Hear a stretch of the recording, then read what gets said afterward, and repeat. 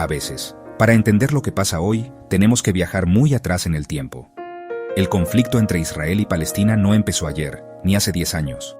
Sus raíces son profundas y se hunden en la tierra de hace más de un siglo, mucho antes de que la mayoría de nosotros naciéramos. Todo comenzó con dos movimientos nacionales que reclamaban el mismo pedazo de tierra. A finales del siglo XIX, en Europa, surgió el sionismo. Era un movimiento que buscaba crear un hogar nacional para el pueblo judío en la tierra que consideraban su patria ancestral. En aquel momento, esa tierra era parte del Imperio Otomano y estaba habitada mayoritariamente por árabes palestinos. La historia dio un giro clave durante la Primera Guerra Mundial. En 1917, el gobierno británico emitió la Declaración Balfour. Era una carta breve, pero con un peso enorme para el futuro. En ella, el Reino Unido apoyaba la creación de un hogar nacional para el pueblo judío en Palestina. Esta promesa se hizo sin consultar a la población árabe que ya vivía allí. Para muchos, este fue el punto de partida de la tensión, una promesa que pareció ignorar a quienes ya llamaban a esa tierra su hogar, creando dos futuros paralelos que estaban destinados a chocar de forma inevitable. Tras la guerra, Gran Bretaña recibió el control de Palestina. Durante las siguientes décadas, la inmigración judía a la región aumentó considerablemente, impulsada por la persecución en Europa, que culminó con el horror del Holocausto. La tensión entre las comunidades judía y árabe creció. Hubo violencia, protestas y desacuerdos. Ambas partes sentían que luchaban por su supervivencia y por su derecho a existir en esa tierra. La situación se volvió tan complicada que, después de la Segunda Guerra Mundial, los británicos decidieron que ya no podían manejarla y pasaron el problema a la recién creada Organización de las Naciones Unidas. La ONU propuso una solución en 1947. Media Group. United Nations General Assembly, 1947. Archival footage. Hands drawing partition lines on a map of Palestine. Historic headlines about UN partition plan. At stock at distribute _ equally.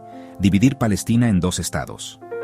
Uno sería para los árabes y otro para los judíos, mientras que la ciudad de Jerusalén quedaría bajo control internacional.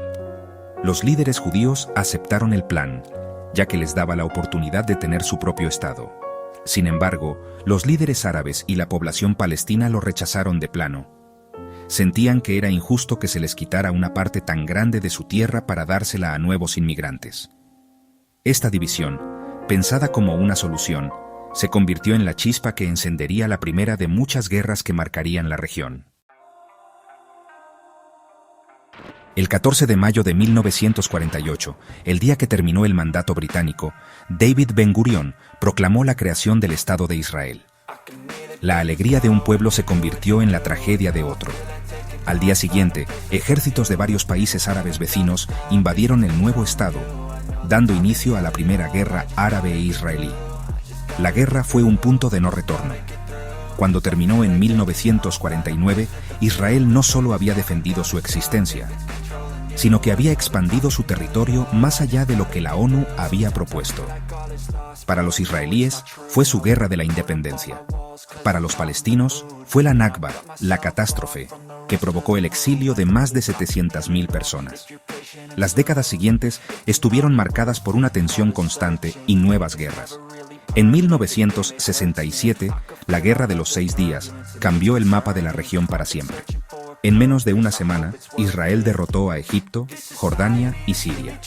Ocupó la península del Sinaí, la Franja de Gaza, Cisjordania, incluyendo Jerusalén Este, y los Altos del Golán. Esta ocupación militar de los territorios palestinos es, hasta hoy, uno de los puntos centrales del conflicto.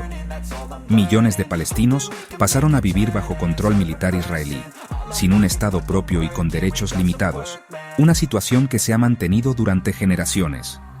A pesar de la violencia, también hubo momentos de esperanza. En la década de 1990, el mundo vio algo que parecía imposible. Líderes israelíes y palestinos se sentaron a negociar. El resultado fueron los acuerdos de Oslo. El primer ministro israelí, Isaac Rabin, y el líder palestino, Yasser Arafat, se dieron un histórico apretón de manos en el jardín de la Casa Blanca. Los acuerdos crearon la Autoridad Palestina, que tendría un autogobierno limitado en partes de Gaza y Cisjordania. parecía el primer paso hacia una paz duradera y la creación de un Estado palestino.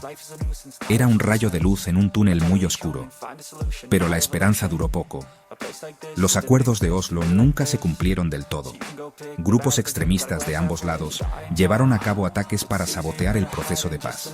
Los asentamientos israelíes en los territorios ocupados siguieron creciendo, algo que los palestinos veían como una prueba de que Israel no quería realmente ceder la tierra. Cuestiones clave como el estatus de Jerusalén, las fronteras definitivas y el derecho al retorno de los refugiados palestinos quedaron sin resolver. El asesinato de Isaac Rabin en 1995 por un extremista israelí fue un golpe devastador. La desconfianza volvió a crecer y el camino hacia la paz se llenó de obstáculos. El nuevo milenio comenzó con el colapso del proceso de paz y el estallido de la Segunda Intifada en el año 2000. Fue un levantamiento palestino mucho más violento que el primero. Hubo atentados suicidas en ciudades israelíes y duras respuestas militares por parte de Israel. La violencia dejó miles de muertos en ambos lados y destruyó la poca confianza que quedaba. Israel comenzó a construir un muro de separación en Cisjordania, argumentando que era por seguridad. Para los palestinos, se convirtió en otro símbolo de la ocupación, una barrera que dividía sus tierras y comunidades y dificultaba su vida diaria. En 2005, Israel tomó una decisión unilateral que sorprendió a todos. Se retiró de la Franja de Gaza. Desmanteló sus asentamientos y sacó a sus tropas. Sin embargo, no entregó el control total. Siguió controlando las fronteras, el espacio aéreo y las aguas de Gaza. Poco después, en 2007, el grupo islamista Hamás tomó el control de la franja por la fuerza, tras una breve guerra civil con el partido Fatah, que gobierna en Cisjordania. Desde entonces, el pueblo palestino ha estado dividido políticamente y geográficamente, con dos gobiernos distintos que no se reconocen entre sí. La situación en Gaza se ha vuelto especialmente dramática. Israel, junto con Egipto, impuso un bloqueo estricto sobre la franja, controlando todo lo que entra y sale. Esto ha provocado una crisis humanitaria terrible.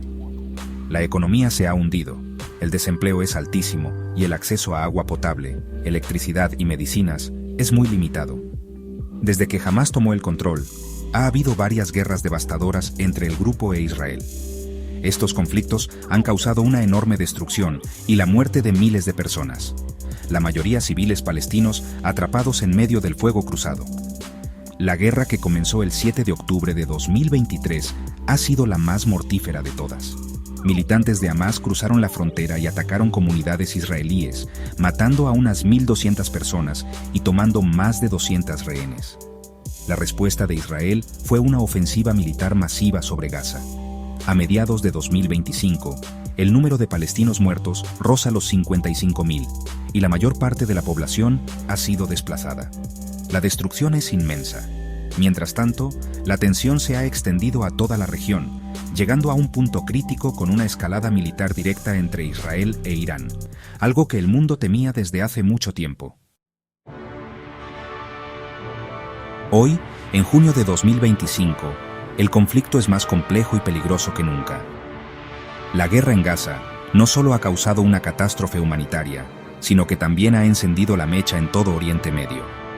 La escalada entre Israel e Irán ha puesto a la región al borde de una guerra mucho más grande, cerrando espacios aéreos y generando una enorme incertidumbre económica y de seguridad. Las personas, tanto en Israel como en Palestina, viven con un miedo constante. Los israelíes temen los ataques con misiles y la inseguridad en sus fronteras. Los palestinos sufren bombardeos, desplazamientos y una crisis humanitaria que empeora cada día. En medio de esta escalada, los esfuerzos diplomáticos parecen estar en un punto muerto. Una conferencia de paz, organizada por Francia y Arabia Saudita, para buscar una solución de dos estados, tuvo que ser pospuesta. La administración estadounidense actual se opone firmemente a cualquier reconocimiento unilateral de un Estado palestino, argumentando que sería premiar a Hamás. Esta postura choca con la de varios países europeos, como Francia, que empiezan a considerar el reconocimiento de Palestina como una forma de presionar para encontrar una solución y romper el ciclo de violencia que parece no tener fin. La comunidad internacional está profundamente dividida. Por un lado, la Asamblea General de la ONU ha pedido un alto el fuego inmediato y permanente, con un apoyo cada vez mayor. Países como el Reino Unido y Canadá han impuesto sanciones a ministros israelíes de extrema derecha para presionar al gobierno de Netanyahu. Por otro lado, el apoyo firme de potencias como Estados Unidos a Israel crea un bloqueo en el Consejo de Seguridad de la ONU, donde cualquier resolución vinculante puede ser vetada. Esta falta de consenso internacional dificulta cualquier avance real hacia la paz. Llegados a este punto, la pregunta es, ¿hay una salida? La historia nos enseña que la violencia solo genera más violencia. Cada ataque, cada represalia, cada vida perdida, siembra el odio para las generaciones futuras. La paz no es una opción fácil, pero es la única opción real. Requiere valentía, empatía y la voluntad de reconocer el dolor y la humanidad del otro. Requiere que los líderes de ambos lados y la comunidad internacional trabajen juntos. La paz no es solo la ausencia de guerra, es la construcción de un futuro donde los niños israelíes y palestinos puedan crecer sin miedo, con justicia y dignidad.